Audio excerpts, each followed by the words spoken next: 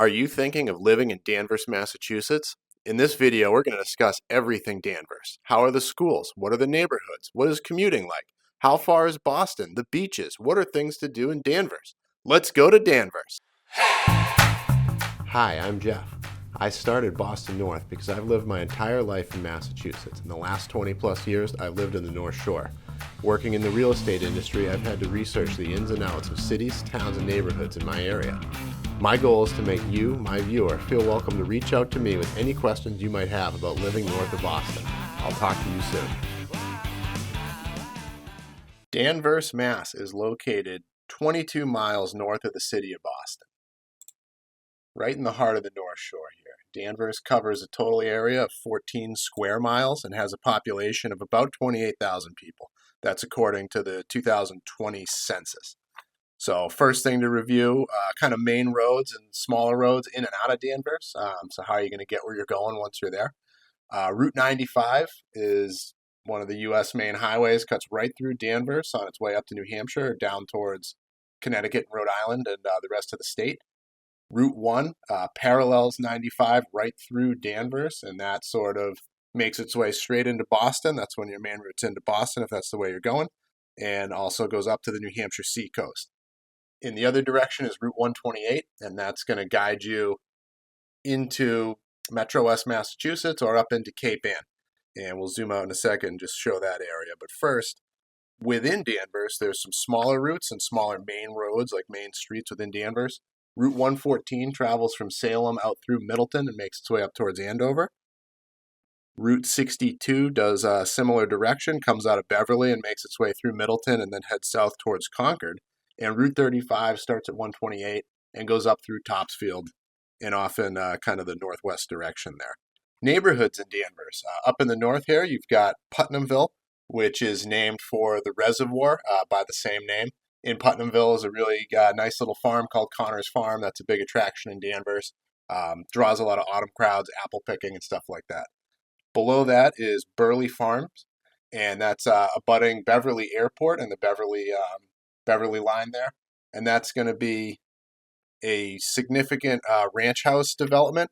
About half of those have been developed further, had a second floor added and made into like a colonial or had a big addition done. And half of them are sort of the smaller ranch size house. To the west of that is a neighborhood called the Prep, named for St. John's Prep. And that neighborhood's pretty desirable in Danvers. It's right in the middle of town. The campus of St. John's Prep is just really like a Ivy League style campus. It's beautiful and it's a great place to take a walk. And that's right on Route 62, right in the middle of town there.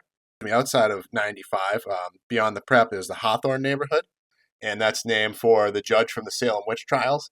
There's still some original homes from the colonial times in the United States, so it's a historic community. There was Danvers State Asylum was there as well, but that's apartments now. Some of you might have seen that movie. Back inside 95, you've got the Danvers Highlands, and that's just sort of tucked right below 62. Next to that is downtown. You'd call it just downtown Danvers. And then below downtown is Danversport, which goes right along the river, makes its way out towards Beverly or in the direction of Salem, but it's nestled down in the southern corner of Danvers. So when you're commuting in town, downtown's kind of where you go. That's where you're going to grab coffee. There is a little grocery store in downtown. There's several grocery stores in every direction. There's, everything you're going to need is, if it's not in Danvers, it's within 5 minutes of the border of Danvers. So convenience-wise, shopping, weekly chores, stuff like that, running errands, you're not going to have a tough time living in Danvers. There's occasionally a bit of traffic. Route 62 has commuters going through it. 95, Route 1, and 128 don't affect it as much because those cars stay on the roads, where 62 and 114 are definitely secondary roads, so you're going to see a little bit of holdups there, school buses, stuff like that. But for the most part, it's really predictable, and you'll be able to make your way really easily. So Danvers in relation to Boston is due north, 22 miles, like I said earlier. So if you're going to commute into Boston, you're going to have about a 30-minute drive with no traffic. 45 minutes to an hour is not unrealistic to get in and out of Boston. And the main route would be Route 1 or 128 to Route 1 or 95 and then jump on Route 1. And if there's no traffic, you might take 95 to 93 and take that into Boston.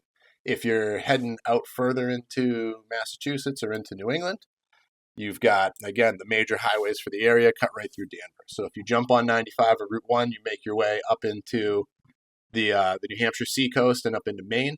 You can take 95 down to Route 93, or you could take 114 up to 495, and that'll get you to 93. If you're going further out into the New Hampshire mountains, the White Mountain region, or the New Hampshire lakes, you can get there pretty easily. 128 or 495 down to the Mass Pike will take you out towards New York or Connecticut, or 95 all the way down, goes right through Providence. 495, you can go down to Cape Cod.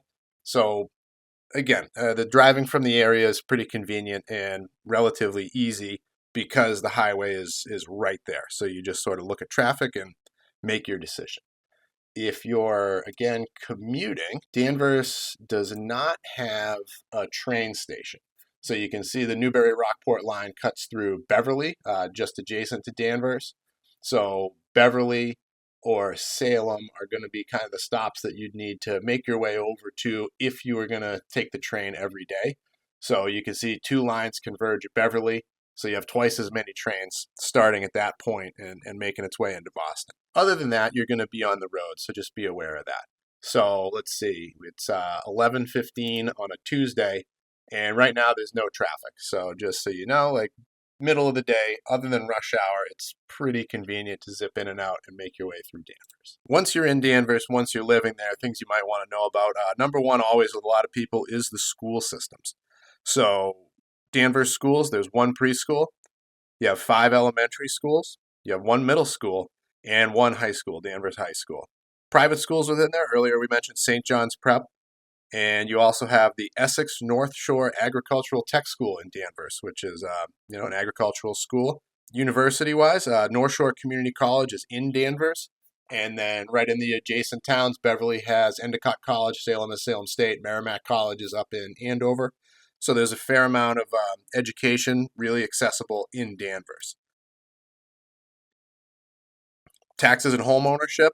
Taxes in Danvers are relatively low compared to a lot of the state. $10.99 per $1,000 of home value is your annual real estate taxes. And anything close to $10 per thousand is, again, relatively low for Eastern Massachusetts. And once you get up above 15, closer to 20, that's relatively high. As far as home values versus the taxes, Danvers does have a bit of value there. The city government is called a Plan E government, and that has a town manager, and they host town meetings. There's also a board of select people that are elected to manage the town. Other things of concern, if you've got a family, if you're going to live there, there's no emergency room hospital in Danvers. Mass General Hospital does have an office in Danvers. Leahy Hospital is in Peabody, which is very close, and then Beverly Hospital also has an emergency room, and it's very convenient and close to Danvers.